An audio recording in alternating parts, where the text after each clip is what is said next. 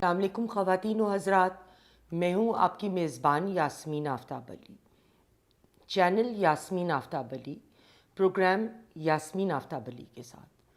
آج ہم بلوچستان کے بارے میں بات کریں گے اس نقطۂ نظر سے کہ یہ کہاں سے اس کی جڑ شروع ہوتی ہے، کیوں ہوتی ہے، اور پہلے دن سے لے کر آج تک جو لوگوں کی ایک جائز گریوینسز ہیں ان کو کتنا دیکھا یا سنی کیا گیا ہے۔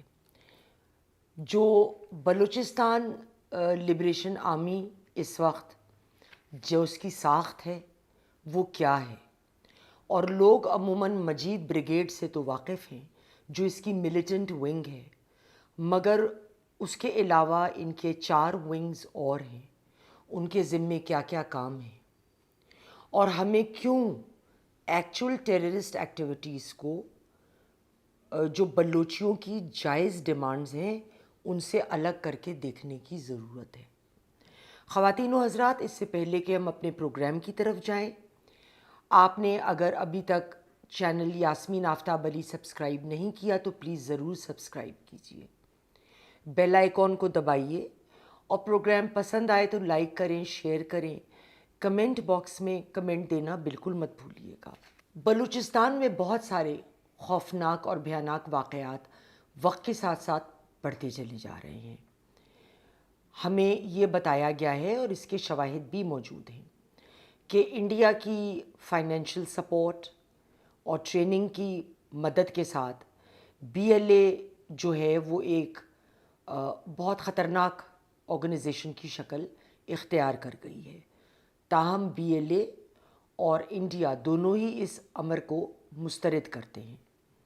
بی ایل اے کی کہانی آج سے نہیں شروع ہوتی، یہ ایک بہت پرانی کہانی ہے۔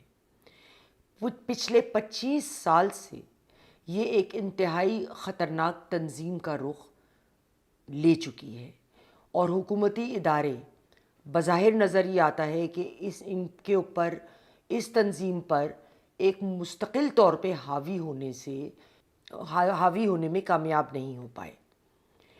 اب 2 دہائیوں سے قتل و غارت، ہنگامہ، پھر جبری گمشدگیوں کی بھی مبینہ طور پہ رپورٹ آتی ہے، اور یہ سارے معاملات وہاں چلتے چلے جا رہے ہیں، اور حالات جو ہیں بلوچستان کے وہ بد سے بدتر ہوتے چلے جا رہے ہیں، حتیٰ کہ زیارت کی وہ رہائش گاہ جہاں قائد اعظم نے آخری اپنے چند ایام گزارے وہ بھی ٹیررسٹ کے ہاتھ سے بچ نہ پائی۔ خان آف کلاٹ نے جب بلوچستان کا اعلان کیا کہ وہ پاکستان کو جوائن کر رہے ہیں، تو جو پہلی انسرجنسی تھی وہ 1947 سے 1950 کے درمیان ہوئی۔ وہ اس وقت بھی ایک بی ایل اے کے نام سے تنظیم قائم ہوئی تھی، لیکن وہ اپنی موت آپ مر گئی اور وہ ختم ہو گئی۔ سابق جنرل پرویز مشرف کے دور میں پہلی دفعہ ایک فل فلیجڈ، جس کو آپ انسرجنسی کو ہیڈ آن ٹیکل کیا گیا، جس میں فضائی زمینی طاقتوں کا بھی استعمال کیا گیا۔ ایک بی بی سی کی رپورٹ کے مطابق جو ہے وہ اس میں ڈاکٹر شازیہ خالد نے ایک مبینہ طور پہ بیان دیا کہ ان کے خلاف ریپ کیا گیا ہے، اور اس کا الزام ایک کیپٹن حماد جو آرمی کے کپتان تھے ان کا نام آ رہا تھا۔ الزام ریجیکٹ کیا گیا، اور نواب اکبر بگٹی نے مطالبہ کیا کہ کیپٹن حماد کے خلاف مقدمہ کیا جائے۔ اس کے علاوہ انہوں نے یہ بھی مطالبہ کیا کہ جو رائلٹی ہے سوئی گیس کی وہ انہیں کم ملتی ہے، اور اس کے اوپر بحث تھی کہ وہ ان کی پوری کی جائے۔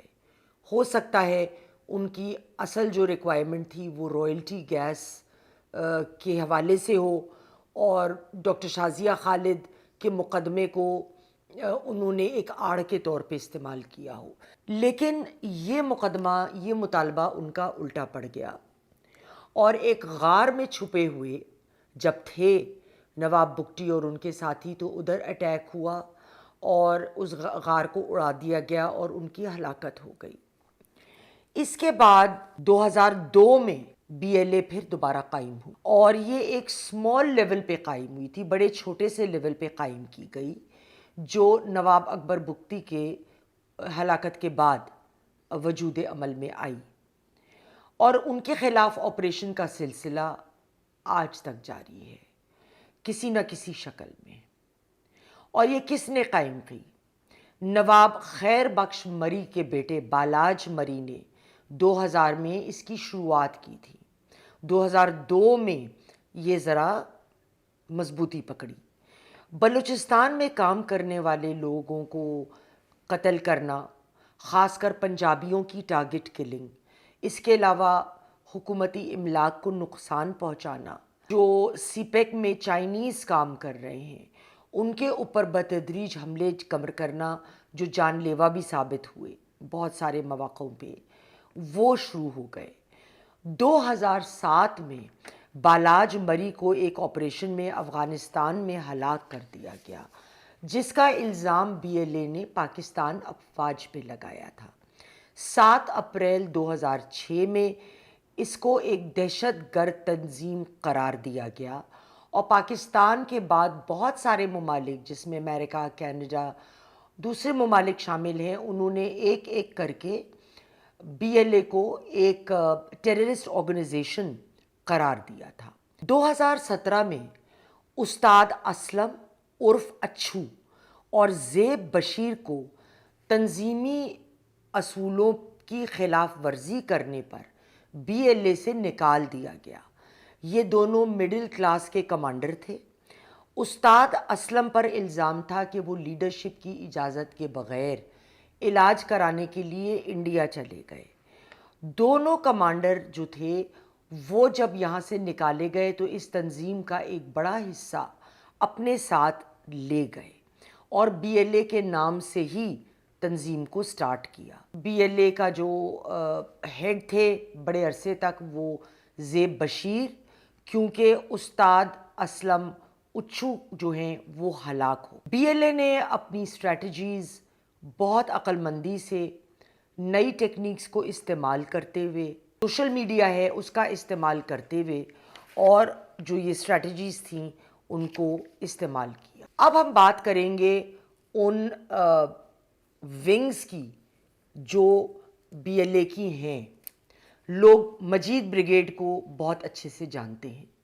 مجید بریگیڈ خودکش حملے جو کرتا ہے اس کے لیے لوگوں کو، ریکریوٹس کو مینٹلی اور فزیکلی تیار کرنے میں ان کا ہاتھ ہے۔ دوسرا ہے فتح اسکواڈ، خودکش حملوں سے پہلے ٹارگٹ لوکیشن پر پہنچ کر راستہ ہموار کرنا۔ اگر کوئی ایسی رکاوٹ ہے راستے میں، کوئی لوگ ہیں، کوئی ہنڈرنس جس کی وجہ سے مجید بریگیڈ کے کارکن اپنا کام کرنے میں دقت محسوس کریں، اس کو ہینڈل کرنا۔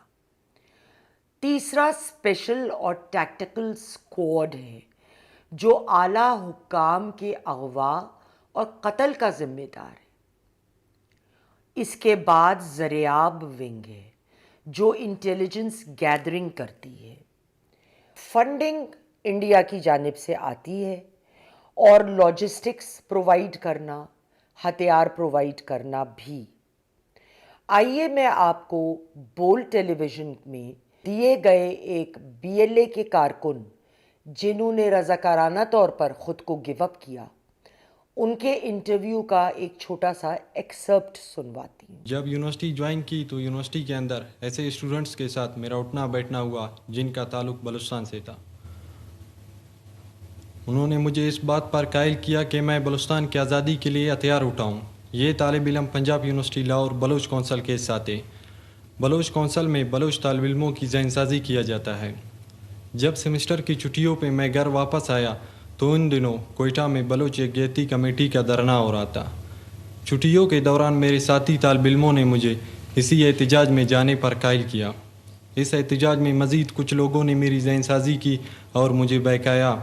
انہوں نے مجھے قائل کیا کہ میں ایک ایسے دہشت گرد تنظیم کا حصہ بنوں جو نہتے مظلوم اور معصوموں کی قتل کرتی ہے۔ انہوں نے مجھے یہ کہا کہ مجھے پہاڑوں میں جا کر ایک نئی زندگی ملے گی، जबकि वहाँ पर हालात उसके बरक्स थे। خواتین و حضرات، یہ ایکسرپٹ اپنے منہ سے بولتا ہے کہ وہاں کس کا کیا کردار ہے۔ اب سوال یہ ہے کہ ہمارے لوگوں کو، ہماری حکومت کو بہت ضروری ہے کہ وہ اینٹی ٹیررسٹ ایکٹیویٹیز میں فرق کرے اور لوگوں کی جو جائز ڈیمانڈز ہیں، جس میں سے صرف ایک کا میں تذکرہ اس وقت کروں گی، اور ہم جلد ہی بلوچستان پہ ایک اور پروگرام کریں گے، ادھر ہم اس بات کا تذکرہ زیادہ کریں گے، اور جو دوسری تنظیمیں جو آواز اپنی بلوچستان کے کاز کے لیے اٹھا رہی ہیں اس پہ بات کریں گے، جس کی ایک کارکن سربراہ ڈاکٹر ماہرنگ بلوچ آج کل گرفتار بھی ہوئی ہیں۔ سپیک کی جب بات ہوئی تھی تو بلوچستان کے عوام سے وعدہ کیا گیا تھا کہ وہاں پہ لوگوں کو کام ملے گا اور لوکل لوگوں کی بھرتی ہوگی، ماں سوائے اس لیول کے ایکسپرٹس کی جو لوگ آن گراؤنڈ موجود نہ ہوں، لیکن ایسا نہیں ہوا، اور اس بات کو لے کر بلوچیوں کے دل میں بہت غم اور غصہ ہے۔ لہٰذا جہاں پہ بلوچی بھائیوں کی ڈیمانڈز جائز ہیں، ہمیں ضرور مل بیٹھ کے ان کو سننا چاہیے اور اس کا سد باب کرنا چاہیے۔ جہاں پہ ڈیلیبریٹ ٹیررزم ایکٹیویٹیز ہیں، ان کو ملٹریلی بالکل ہینڈل کرنا چاہیے۔ خواتین و حضرات، آج کے لیے اتنا ہی، اگلے پروگرام میں پھر ملیں گے۔ خدا حافظ۔